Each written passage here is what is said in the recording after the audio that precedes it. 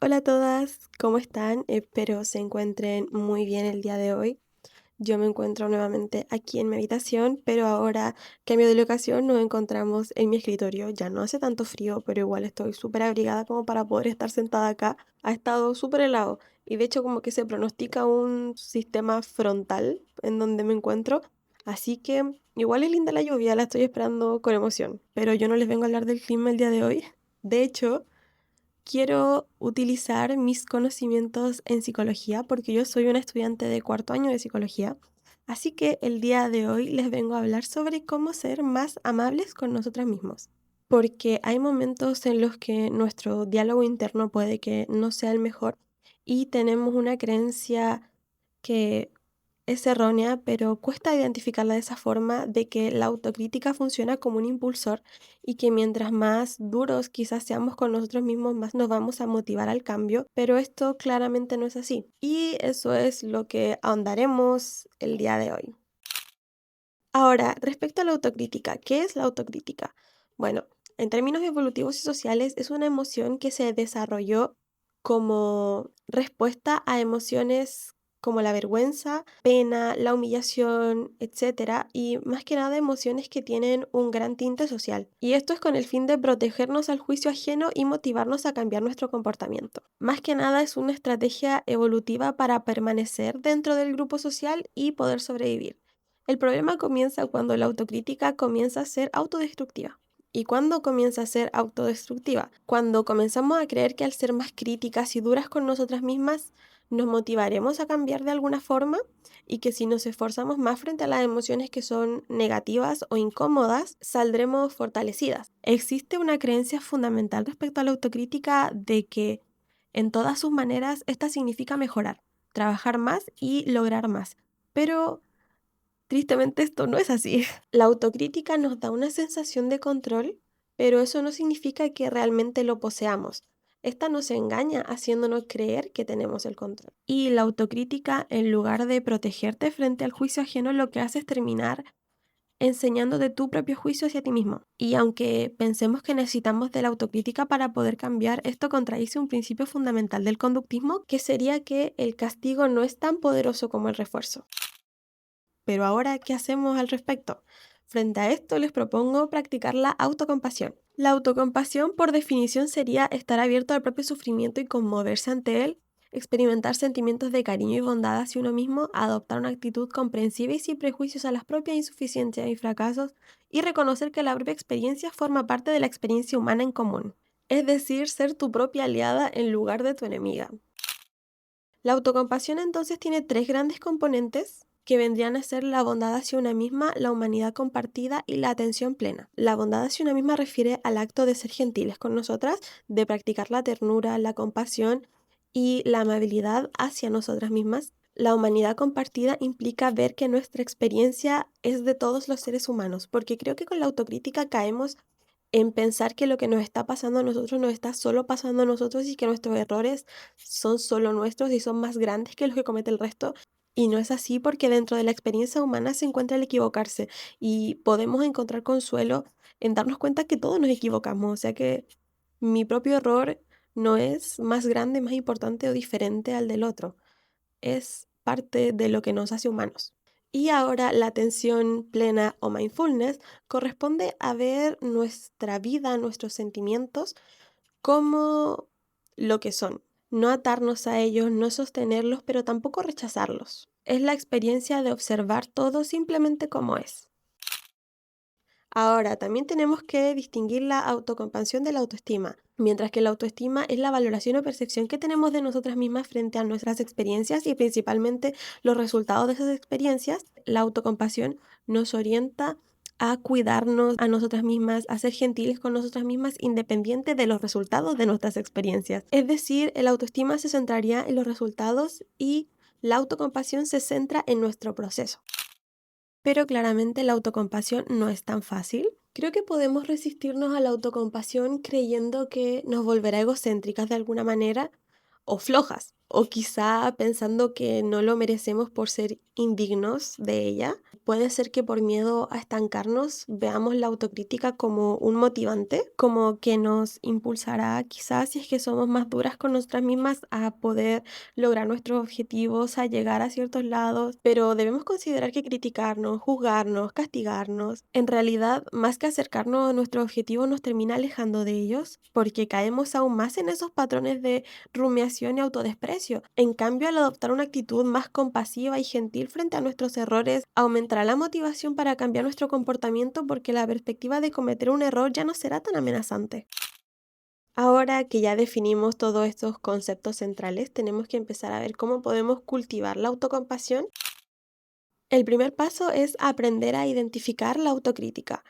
Puede que sea un hábito muy arraigado y casi automático y ni siquiera nos demos cuenta cuando estamos siendo duras con nosotras mismas, pero el primer paso es identificarla para poder manejarla. Para identificarla podemos hacernos preguntas que nos ayuden a comprender tendencias autocríticas en vez de aceptarlas como verdades absolutas.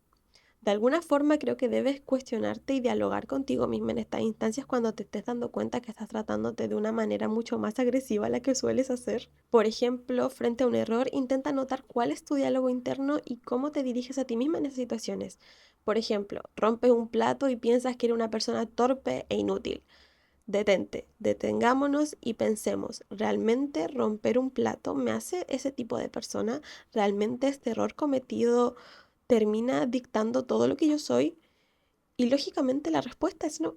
Ahora, el siguiente paso frente a esto es amigarte con tu crítico interior. Puede que al identificar las formas en las que nos criticamos, comencemos a criticar a ese crítico que nos critica y de esta manera terminamos igual perpetuando el problema, porque inconscientemente nos terminamos aferrando a un patrón que creemos que nos ha servido por mucho tiempo. Pero para evitar caer en esta trampa, una vez que identifiquemos cómo nos criticamos a nosotras mismas, lo que puedes hacer es tratar de entablar una relación con ese crítico interno. En lugar de aceptar lo que dice como una verdad absoluta, cuestiónalo y nuevamente intenta dialogar con él.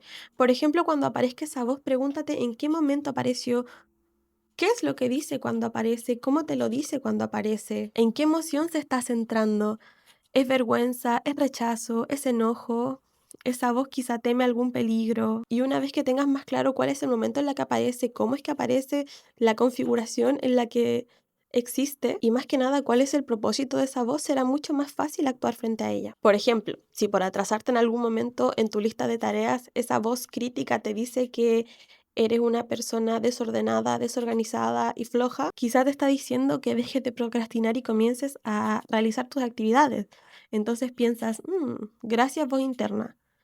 No es la mejor forma en la que me lo dices, pero de todas formas me está sirviendo. Puedes escuchar esa voz, pero quizás tomas su información de manera diferente. Y eso sería practicar autocompasión.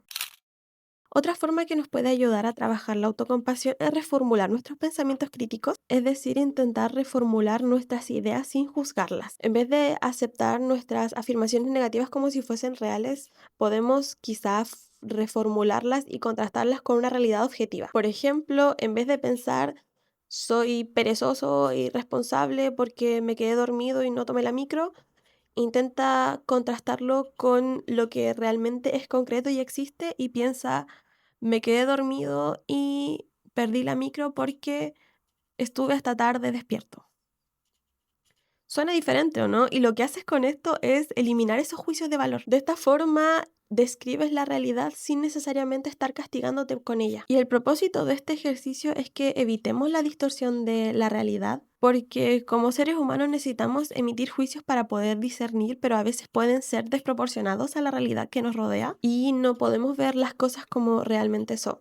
Y si no vemos con claridad las cosas, no podemos aceptarlas entonces.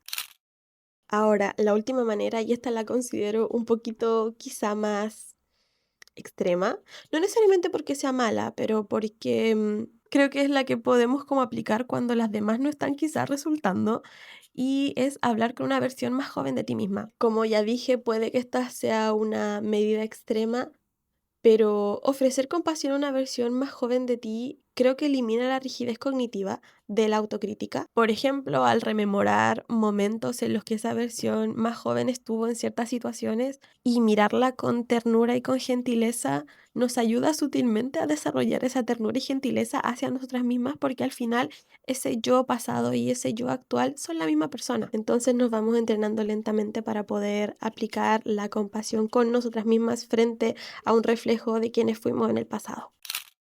Pero ahora, ¿cómo lo mantenemos a la larga? ¿Cómo mantenemos esta autocompasión y tratamos de alejarnos de autocrítica?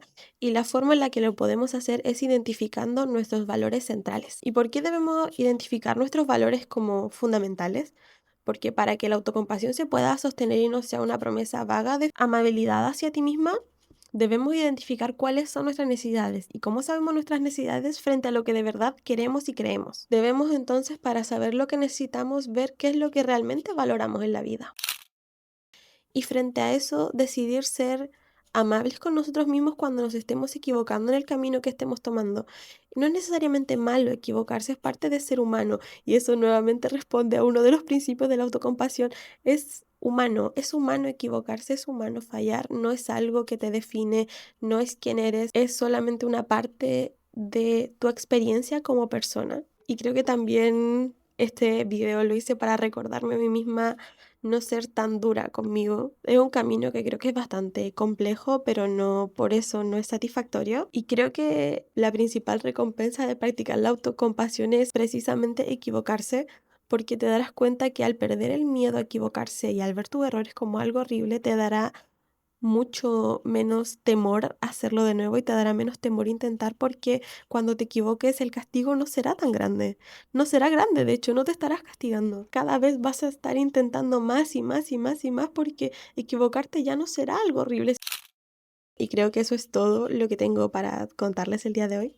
Como reflexión, creo que tengo que trabajar yo también mucho la autocrítica y cómo ser más compasiva conmigo misma. Pero es un camino que creo que estoy dispuesta a recorrer, aunque quizá a veces me olvide que lo estoy haciendo. Pero lo importante es el intentar y no temer a equivocarme. Quizá no tiene que ver con no criticarme, sino que tiene que ver con intentar no criticarme.